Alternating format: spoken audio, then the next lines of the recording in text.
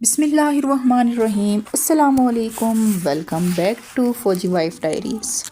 आज की वीडियो में मैं आप लोगों को फ़ौजी क्वार्टर की रोज़मर्रा की एक झलक दिखाने वाली हूँ।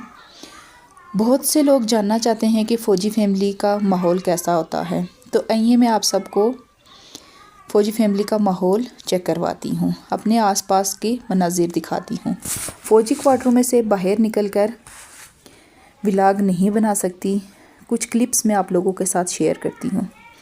फ़ौजी क्वार्टर में आमतौर पर साफ़ सुथरा और पुरसकून माहौल होता है। बच्चों के खेलने की जगह मौजूद होती हैं। फैमिलीज़ एक दूसरे के साथ काफ़ी अच्छा टाइम स्पेंड करती हैं। ये जो आप मनाजिर देख रहे हैं, ये हमारे इलाके के रोज़मर्रा के खूबसूरत सीन हैं।